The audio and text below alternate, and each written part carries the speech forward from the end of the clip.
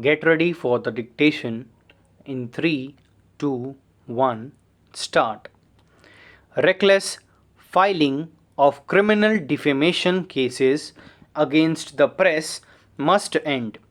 A feature of public life in Tamil Nadu in the last 3 decades has been the indiscriminate institution of criminal defamation proceedings against opposition leaders and the media. It is no surprise then that the most comprehensive judgment on the limits of the state's power to prosecute members of the press for defamation should come from the Madras High Court.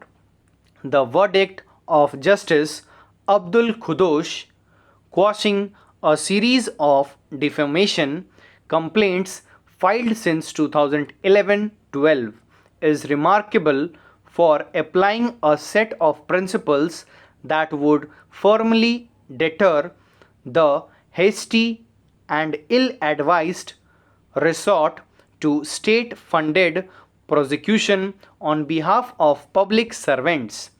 The first principle is that the state should not impulsively invoke provisions in the CRPC to get its public prosecutor to file defamation complaints in response to every report that contains criticism.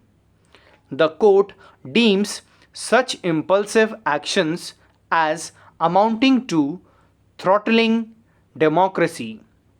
It advises the government to have a higher threshold for invoking defamation provisions.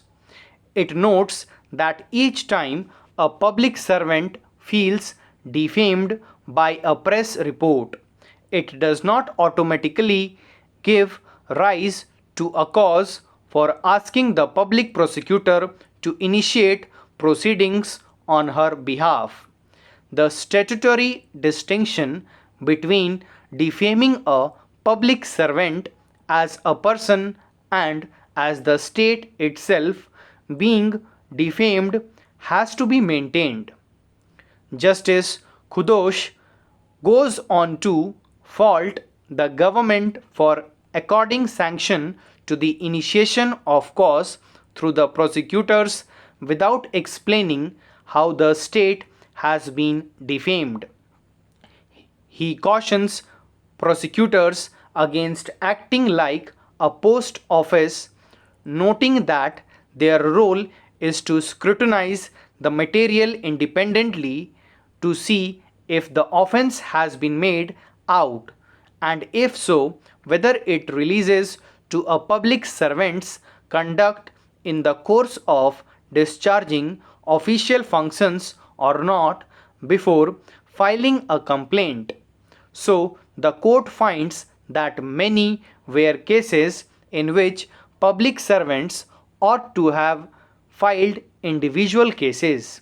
An earlier Madras High Court ruling noted that an essential ingredient of criminal defamation must be that an imputation was actuated by malice or with reckless disregard for the truth.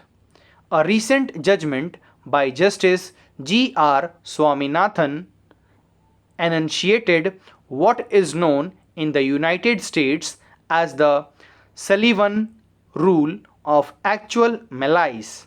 While quashing a private complaint against a journalist and a newspaper, the judge said two of the exceptions to defamation given in section 499 pertained to public conduct of public servants and conduct of any person on any public question.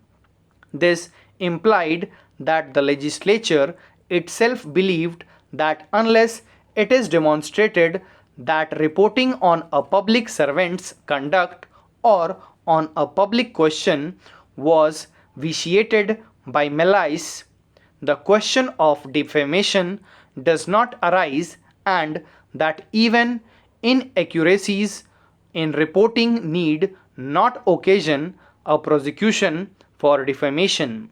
Within a matter of days, the High Court has struck two blows for free speech and press freedom. Stop. Thank you.